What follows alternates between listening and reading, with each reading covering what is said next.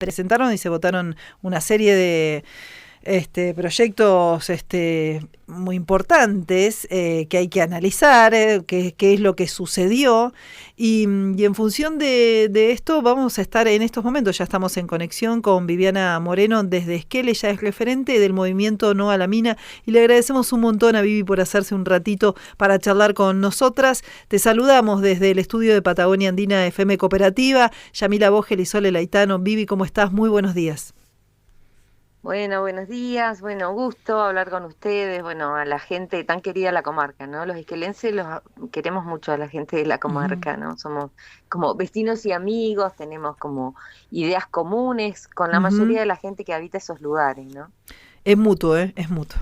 Es un cariño mutuo. Ujú. Vivi, vamos a repasar un poquitito lo que sucedió y después te vamos a preguntar a vos que lo viviste, que estabas ahí siguiendo el minuto a minuto. Bueno, entre otros, se aprobó la ley de bosques y la reconversión del Cerro Dragón. Esta norma fue aprobada por la mayoría de los legisladores, solo hubo una abstención. También se avaló la reconversión energética en Cerro Dragón. Esto, según se anticipa, implica una inversión de Pan American Energy de más de $250 millones. Una sesión que se desarrolló, cosa que no es habitual, con la presencia del gobernador Ignacio Torres en el recinto. Vivi, contanos, ¿vos estuviste ahí? No, yo estoy en Esquel, yo estuve Ajá, ahí conectado a través del Facebook de la legislatura y bien. bueno, viviendo el minuto a minuto y viendo cómo es el escenario. Lo que la gente que lo escucha y que no está habituada a seguir diríamos, qué sucede en la legislatura, nosotros, las asambleas de la UACH, que formamos parte de la UACH, o sea, Unión de Asambleas de Comunidades Chubutenses, fundamentalmente la gente de la costa y especialmente la gente de Rawson, de la Asamblea Rawson Playa Unión, hacen lo que nosotros llamamos la vigilia legislativa, porque nos hemos dado cuenta de que en muchas ocasiones se han aprobado cosas que han modificado la vida de todos sin que uno se Se entere. entere. Entonces, Ujú. permanentemente, hace años, desde que se creó la Asamblea de Rawson y desde el 2012, que se quería hacer un marco regulatorio minero, que es similar a lo que se quiere hacer ahora con el uranio, que todavía no se aprobó esta ley de energía, que supuestamente la iban a aprobar ayer, pero no sé si no se animaron o no quisieron, no Ujú. sé, pero bueno, todavía está pendiente quizás para la próxima sesión. Bueno, siempre cuando hay un tema demasiado espinoso y hay grupos de gente que cuida el ambiente y que piensa en un futuro, utilizan una patota o utilizan a determinados grupos como para, diríamos, tercerizar el enfrentamiento y Ujú. atemorizar a los vecinos que van, porque se realizan a horas laborales, o sea que no todos los que están en Rawson pueden asistir, así que siempre es un grupo de personas que nunca es más de 30, 40, ayer eran cerca de 80, que están ahí y diríamos el gobierno o los gremios pagan colectivos para que vaya gente de otros lados. En el 2012 fue la UOCRA, la policía decidió no intervenir y diríamos los vecinos de Rawson fueron golpeados o heridos por esta patota que fue a tratar de impedir que se lograra el objetivo digamos, de cuidar o defender el ambiente. Ayer en particular se iban a votar varias leyes y bueno, había todo, nosotros desde las asambleas habíamos hecho una convocatoria, o sea que no solo fue gente de Rawson, sino fue gente de Trelew y Madrid, por eso logramos que hubiera más o menos unas 80 personas. Y ellos trajeron, había un cordón policial, un montón de controles, pedían documentos, registraron a todo el mundo, bueno, en la ruta antes de llegar. Sin embargo, llegaron, de esta vez del gremio camioneros, varios colectivos. Y por supuesto armaron asado, unas parrillas con chorizos y le dieron de comer a la gente. Entre la gente que fue convocada desde la radio Sudaca les empiezan a entrevistar a los que estaban, y entrevistan dos mujeres que dicen no saber ni para qué estaban. O sea, eso sucede habitualmente, ese era el contexto. Toda una presión con los bombos, mucha gente, no sé si 200, 300 personas, como para, diríamos, paralizar cualquier tipo de protesta, que fueron los que usaron para acallar las voces de los diputados que estaban en contra de ese tipo de proyectos como críticos. Así que ese era el contexto de lo que ocurría en la legislatura estaba toda vallada, la hemos vivido, yo he ido varias veces, es un ambiente hostil, de mucha presión, y uno se siente en todo momento inseguro de lo que va a suceder. Eso es una sensación que se vive como en la piel. Nosotros creo que en la cordillera no tenemos ni idea de ese tipo de sensaciones, ¿no? Bueno, yo que viví la época de la dictadura, conozco ese tipo de sensaciones, como esa situación de riesgo. Sí. Bueno, en ese contexto empieza la sesión, y ingresan a los palcos públicos, ¿no? Y dentro del público entra mucha gente del gremio de camioneros. El gremio de camioneros en Chubut está, diríamos, dirigido por Taboada.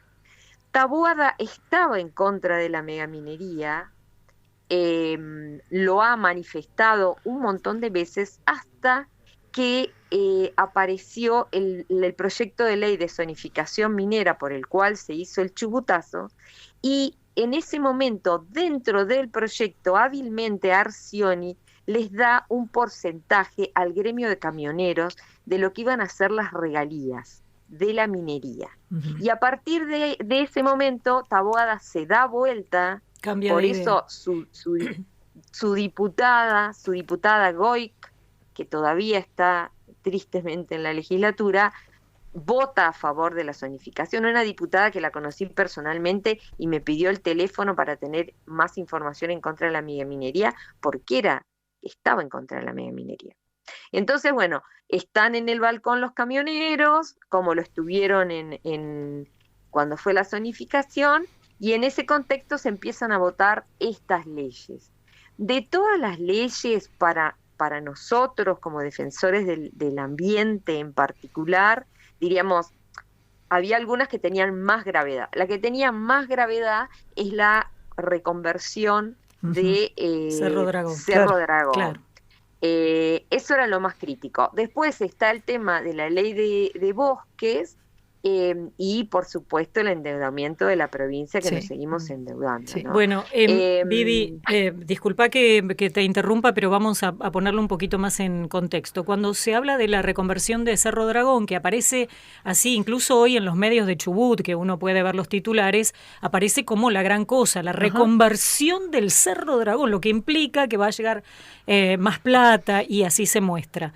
En realidad, de lo que estamos hablando, y que no se menciona, me parece, en los medios, y que por eso te pedimos que participaras, es que cuando se habla de reconversión, se habla de una forma de explotación distinta de los pozos petroleros, con tecnologías que quizás en otras partes ya no se utilizan, porque es peligrosa justamente para el medio ambiente, para el suelo, básicamente. Y de eso no se habla. Y me parece que es esto lo que tenemos que contextualizar. Cuando se habla de reconversión, hay otras cosas atrás que para el público común no aparecen en ningún lado. Bueno, la reconversión del Cerro Dragón está habilitada por el RIGI. Dentro del RIGI dice que quienes tienen propiedades petroleras, o sea, Pan American Energy tiene sobre el suelo de Chubut adjudicado un territorio para hacer explotación petrolera. Tiene la posibilidad de pedir que parte de ese territorio se haga una extracción no convencional. Extracción no convencional se llama fractura hidráulica, o más conocida como fracking. Como el fracking. Y es lo mismo que se está haciendo en Vaca Muerta. Tal cual. Claro. Entonces, para que la gente entienda, es romper a presión con agua y cientos de químicos la roca, extraer, diríamos, desprender ese petróleo no convencional o gas y por otro lado extraerlo. Cuando yo rompo la roca, por supuesto que me encuentro con acuíferos de agua dulce, agua subterránea. Ujú. Entonces, todo eso va rompiendo, porque diríamos, es una ruptura a ciegas, a presión voy poniendo los caños y, diríamos, va subiendo por otro lado, o sea, se produce Sí, por como las un esquema grietas, por grietas que se ocasionan, que se producen. claro, y se va extrayendo el petróleo. El fracking es, por ejemplo, productor enorme de sismos. Claro, O sea, sí, en la zona de Añelo, donde está Vaca Muerta, tienen sí, sismos todos los todo días el porque tiempo. van sí, fracturando el sí. subsuelo. O sea, van fracturando el subsuelo y todo lo que eso significa. Y ni Pero hablar de fugas de gas fundamentalmente, tóxico que se utiliza en las pero hay gente profundidades. que podés poner en la canilla, te sale fuego le pones un Sí, fósforo a la canilla y se prende y se sí. enciende. O sea, Mm. digamos, contamina, por supuesto, el agua. En muchos lugares ya no se puede consumir más y empiezan a aparecer, diríamos, efectos sobre las producciones. Ujú. Antes, en Allen, por ejemplo, que se producía fundamentalmente pera, Fruta, durazno, claro, Sí, sí, frutícola, una zona claro. frutícola eminentemente. Mm. Bueno, a nosotros nos decía nos decían quienes luchan por el agua en Allen, es cuando vos cortás una pera y no se oxida, y vos ves que, porque digamos, ¿qué te pasa? Se pone negra una sí, manzana, una pera, y no se oxida, es porque tiene los químicos, qué tiene químicos tremendo. del fracking. O Además sea, de no la puede ser cantidad, que no se oxide. Bueno, entonces, afecta sobre el agua, afecta sobre la vida porque, digamos, estar en una zona de sismos permanente no debe ser nada cómodo para nada, se fracturan viviendas, por sí. supuesto, con los sismos. Y otro de los temas es la afección sobre la vida de esta gente que Mm. está consumiendo estos químicos tóxicos y sobre las producciones. Siempre decís, bueno, genera trabajo. Y los trabajos que se pierden, porque diríamos, no se puede exportar. Una cosa es, en la Argentina no se controla qué es lo que comemos, pero cuando uno va a exportar, hay algo importantísimo que es cualquier país que quiera comprar nuestra producción. Primero que mide es metales pesados. Sí. Entonces, diríamos, perdemos toda la gente que producía frutas para exportar. Entonces, en la zona de Comodoro Rivadavia también va a haber efectos sobre otros tipos de producciones, porque lo que sucede en Comodoro Rivadavia es que ya no hay agua. Y el Exacto. fracking necesita mucho Mucha agua. agua, porque Sí, la ruptura es con agua. sí, Entonces, el tema fundamental es, ¿qué va a hacer la gente? Ya se les secó uno de los lagos, sí. ya se les secó. Mm. Entonces, si el Colehuapi se secó, ¿qué van a esperar? Solo con el petróleo, solo con el petróleo. Ahora, esta nueva reconversión con fracking que necesita más agua todavía, les va a producir un montón de efectos a la población. No está lejos de Comodoro Rivadavia esto. Y Comodoro Rivadavia es un lugar con unos efectos ambientales tremendos. Yo no sé si han ido, pero Sí, la verdad que es Sí, una sí, ciudad sí, Mm. horrible, Mm. que la sí. gente no tiene agua, eso es así fundamental. Entonces, digamos, no es que está bueno que tengamos fracking, todo lo contrario, el fracking Ujú. es una forma de extracción que es absolutamente dañina, pero por Pero otro lado, la además para mentira de la... Vivi, Sí. para los que miran qué pasa en el resto del mundo, el fracking está prohibido en la mayoría de los países, en Francia, en Alemania, en Estados Unidos, en España, en Italia, o sea, justamente por el grado de contaminación y por los sismos que genera, Claro. entre otras Y la cosas. cantidad de agua, como decíamos. Exactamente, pero aparte la mentira de la transición energética, Sí. es decir, los quienes trabajamos en esto y por ahí en internet búsquenlo a Pablo Bertinat, que ha escrito y ha hecho videos que habla sobre transición energética. Es un ingeniero que, digamos, se especializa en el tema en particular. Siempre dice, es una mentira de la transición energética, esto es una expansión energética. O sea, si nosotros concebimos el mundo como lo concebimos, la energía no nos va a alcanzar. Entonces, no solo vamos a tener que seguir con el petróleo, hay lugares que volvieron al carbón. Hoy en Colombia se está volviendo a extraer carbón para mandarlo a Alemania. Alemania está usando carbón, cerró las centrales nucleares y está usando carbón.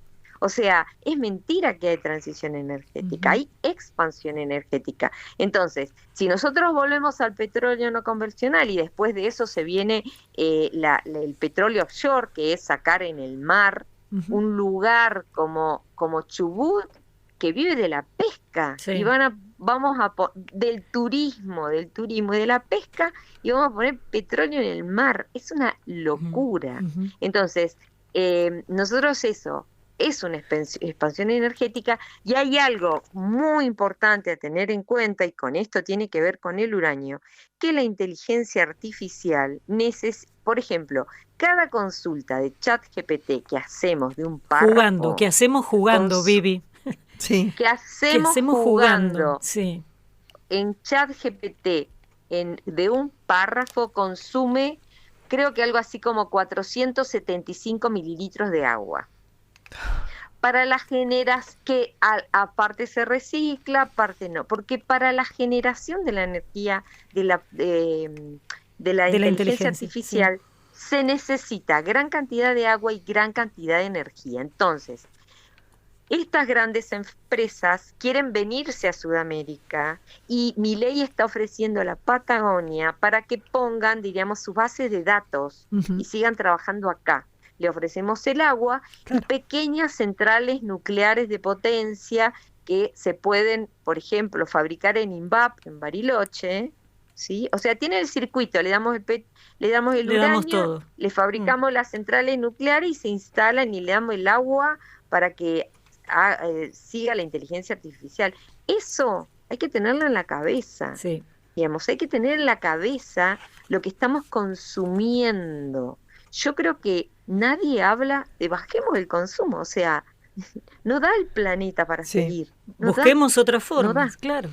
Busquemos digamos, sin inteligencia artificial podamos... Bueno, otro día vamos a hablar por favor, de la fantasía que tiene la gente con la inteligencia artificial, y el que tiene que ser inteligente y saber cómo usar la inteligencia artificial es la persona que la usa. La inteligencia, o sea, la artificial no es inteligente, es inteligente quien la sabe usar, y usarla mal lleva a resultados absolutamente erróneos. Así que bueno, nada. Lo único que estamos pidiendo y por eso te invitamos es que analicemos cada una de las noticias que recibimos. Esto que nos muestran como un avance en este momento en realidad es un terrible retroceso, por más que ingrese dinero a la provincia, o por lo menos eso es lo que prometen. Estemos atentos a cada uno de los mensajes. Sí. Yo creo que ellos se quedaron celosos porque Vaca Muerta, progresó, entre comillas, mucho más que Chubut en el tema petrolero, y ahora estamos compitiendo con Vaca Muerta, pero diríamos, esto no es una buena noticia para la provincia, y creo que esto, diríamos, va a traer malos resultados. Lo que pasa es que la gente está desesperada.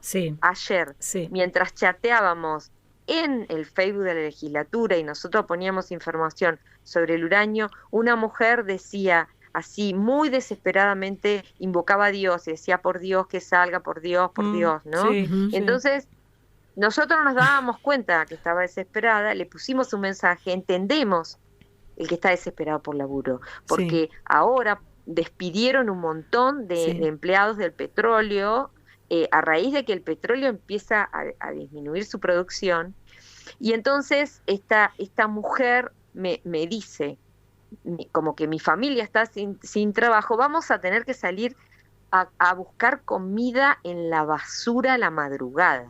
Me lo pone en el chat. Entonces uno entiende la desesperación, o sea, la entiende perfectamente. O sea, uno no puede juzgar al que está desesperado por una fuente de trabajo porque, digamos, la muerte o la enfermedad la tiene al alcance. Yo digo, esto enferma y mata, y la mujer me pone, la falta de trabajo también enferma y mata. Sí, es muy difícil contra ese argumento. Lo usan. Totalmente, pero diríamos, esto lo usan los que sí saben, los que no buscan otra forma más inocua, porque no van a estar ellos al lado de Cerro Dragón. Ellos van a estar en sus mansiones sin tener problemas de agua, los efectos no lo van a producir, y diríamos, y sí existe una desesperación real por trabajo, pero lo que no se mide es el trabajo que se va a perder. Eso es nuestra... Sí, el futuro, o lo que van a vivir nuestros hijos, Vivi, o nuestros nietos. Exactamente. A mí me desespera mucho, vamos habitualmente a la costa por la ruta 25, y esto que vos estás comentando, yo también lo he escuchado de pobladores ahí de Paso de Indios. Uno va, y que va en distintas épocas del año, va viendo la evolución del río Chubut, que atraviesa toda la provincia, y es el río que alimenta de agua potable a toda la provincia prácticamente. Entonces, cuando uno ve cómo a veces el río está muy bajito, otras veces está un poco mejor, y a mí se me ocurre pensar cómo no defenderlo, porque es tan chico, es tan pequeño, se va a terminar pronto. Pensar en eso, y pensar cuando pasamos por los altares, en esa belleza, aquellos que tenemos la posibilidad de conocer parques naturales como el de Talampaya, por ejemplo.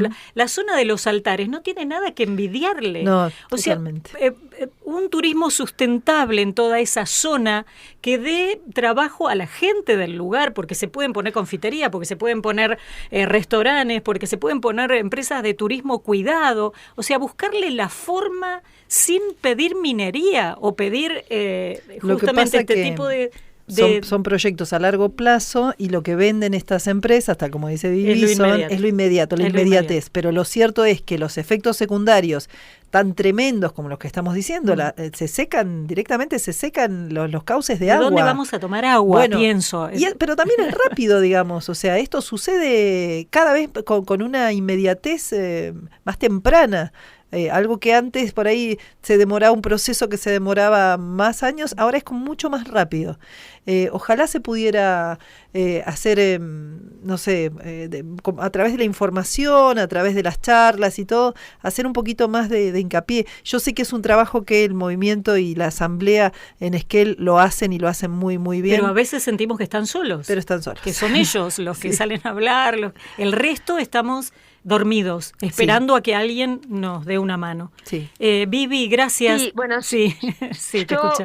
Una cosa más, ¿no? Sí. Yo va a ser 40 años el año que viene que elegí vivir en mi lugar en el mundo, y esto de encontrar otras alternativas la estoy escuchando desde el 86 que llegué. Claro. O sea, si realmente hubiera políticas para ya 40 años después, ya no tendríamos que hablar de minería. Lo otro que está en riesgo, y sí quiero que los oyentes sepan, es que no apareció ahora, quieren manejar la energía, el agua potable y las cloacas de toda la provincia a través de una empresa, EPECH, Sociedad Anónima, y esta empresa habilitaría la explotación de cualquier fuente de energía eléctrica. Y una de las fuentes de energía eléctrica es el uranio. Entonces es una manera encubierta de habilitar la minería de uranio justamente en ese lugar, donde se explotó uranio durante la dictadura militar, y todavía en el Parque Fabril Pichinián, que está a 1000 metros del río Chubut, están los restos de uranio. O sea, está la radioactividad de la basura que quedó, de esas que eran pequeñas explotaciones en los adobes fundamentalmente, y nadie lo remedió. Le pusieron un alambre tejido, la Comisión Nacional de Energía Atómica. Y cuando se mide la calidad del agua de Chubut, en la zona del complejo Fabril Pichinián no se mide radioactividad en el agua. Llamativamente. O sea, en otros lugares se mide y ahí no. Entonces, no, tenemos la experiencia, nos quedó la basura, ¿qué vamos a tener? ¿Más basura cerca del Claro. río? Porque lo terrible de la minería es que necesita agua, por eso siempre está cerca del agua. Claro. Vivi, gracias por habernos atendido. Retomamos el contacto en cualquier momento, porque hay que seguir charlando de estos temas. Bueno, y invitamos, no a la mina, todo junto, .org, en las redes publicamos temas sobre esto y bueno, y Facebook y Instagram, así que nada, no a la mina es que un beso grande a todos Un abrazo. y nada, luchemos por un mundo mejor. Muchas gracias, Salud, Vivi. Gracias por tu trabajo y tu lucha. Hablamos con Viviana Montero, ella es referente del movimiento de la Asamblea de No a la Mina. La verdad es que es una estudiosa también, tiene 40 años de historia, mucha militancia en el tema y por eso siempre la verdad que está buenísimo sostener esta conversación porque esclarece mucho y incluso nos empieza a abrir los ojos ante futuros proyectos que puedan presentarse. Como decía recién, atentis porque algunos vienen como encapsulados, como vestidos, disfrazados y cuando ya están aprobados es demasiado tarde.